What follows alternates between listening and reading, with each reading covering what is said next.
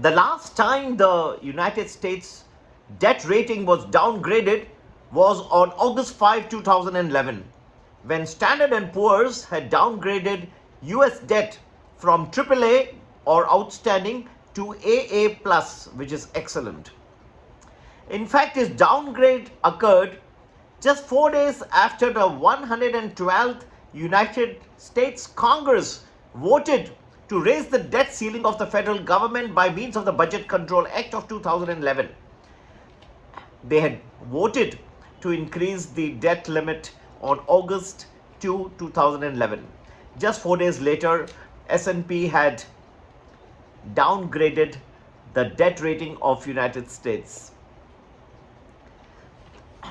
Ordinarily, if an important country like the US of A finds its debt rating downgraded, that normally can go and rattle the stock markets. In this case, it did not, for one reason: that other rating agencies such as the Fitch and Moody's did not downgrade the US debt. If at all it so happens that all the three downgrade, or even two of them downgrade at the same time, this can go and rattle the stock markets. Right now we have an impasse on the debt ceiling front. We have Speaker Kevin McCarthy talking about hopes that they can come to a debt ceiling increased resolution shortly. In fact, he was sounded to be more pessimistic over the last weekend, but things look to have brightened up a little bit after meeting Joe Biden yesterday. And so there is something like a $32 trillion of debt which the United States government has, a debt which is larger than the whole economy. And interest that the United States has paid over the last 10 years is something which they have, it is much more than what they paid over the last 80 years. So things look to be very grim.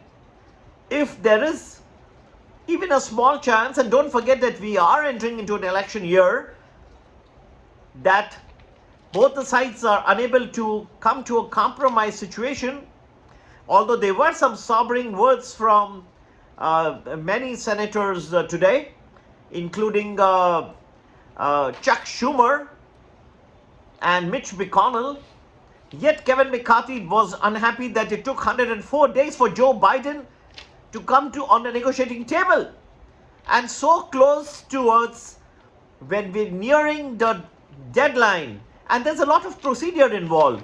If there is any shock and you find that any of these rating agencies like S&P and if they're combined with Fitch or Moody's, they goes to downgrade the debt rating of the United States, I think they can go and rattle the stock markets. And in fact, in 2011, you see, even after they had downgraded, even after the act was passed to increase the debt ceiling, just 4 days thereafter, there was a situation where S&P had gone and downgraded the debt rating of the US of A. So friends, there is a possible of such a downgrade taking place over the next few weeks. And this is one of the many reasons why I believe, and I'm quite bearish over the next few weeks. We have some targets for the Dow Jones. We believe it is headed towards 30,000. S&P 500 headed towards 3,800. NASDAQ headed towards 11,000. And I really believe that there are many factors which can come and rattle the markets in addition to just a debt ceiling. For example, let me tell you, the largest tech companies are now over-owned. There is a concentration risk that is taking place. If you look at the index, 30% of that is by these large tech companies, and their profitability is not commensurate with that of the S&P 500. So we have whereas the index is composed of 30% of the index is composed of these large tech companies, but just 20% of the profitability of S&P 500 is taken over by these few companies, which means to say that profitability not commensurate with the weightage of these large tech companies in the S&P 500 index. The biggest driver over the last few months has been the big tech companies on the back of expectations of lower interest rates. The macro underpinnings were helping, but there has been a lot of shift. Don't forget that over the next 10 days, we are also expecting the US GDP data to come out. So tech has been going up on expectations of lower interest rates. In fact, if you recollect, it was going down on when the inflation was going up and interest rates hike program of the US Federal Reserve was going on. So it's just quite the reverse as inflation is cooling down and Federal Reserve is getting a little dovish. You find that people's expectations and the focus on the big tech has increased. And also to add to all this has been the artificial intelligence or AI. The entire drumming up of the beat around AI has helped the valuations of the big tech companies.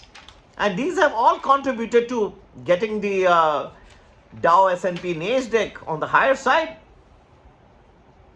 Do not forget the fact that as far as just the interest rates are concerned, Federal Reserve Bank of Richmond President Thomas Barkin says that he's willing to raise interest rates if he's not convinced. In fact, not only he, you have many other Fed presidents who are still talking about that inflation may not have been fully controlled. So we cannot even rule that out. And expectations of a reduction in interest rates from the Federal Reserve is something which looks to be pretty far-fetched at this point of time. However, should a financial accident happen, a sudden downgrade, Federal Reserve may suddenly jump in and want to cut interest rates. Is there a likelihood of such a thing happening? There is a small chance, which is being completely ignored by the markets. Big tech valuations keep going up on the ground that AI is the latest revolution. ChatGPT, the Microsofts, the Googles, Alphabets, all these are rising on the back of AI. Should something falter, I believe that all these things will come to haunt. So let's imagine a very important scenario where everything looks to be priced for perfection in the US markets as of now. But if something fails, you will see the whole pack of cards come down crumbling. Friends, I would advise caution at this point of time.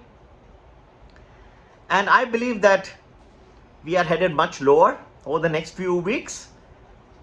The GDP numbers that are expected next week will also come and disappoint the markets. And there is every possibility of a new financial accident. So friends, we give our targets. Dow headed lower towards 30,000, S&P headed towards 3,800, NASDAQ headed towards 11,000. And yes, if you'd like to have a more detailed analysis of the exact timings and where the markets are headed from here, please do not forget to join Prime or Prime Plus, our Telegram channels. You can do that by WhatsApping us on 982-086-1044. Alternatively, you can email us at globalmoneyinvestor@gmail.com. Friends, looks to be a difficult time ahead, and we have done our best to share our views. Please do not forget to forward our videos to whoever in WhatsApp groups or anywhere else you believe that people would be interested to know about where your investments are headed. It's your hard-earned money, and do not forget to do your own homework as well before you invest it. Happy investing and have a great week ahead. Take care. Bye-bye.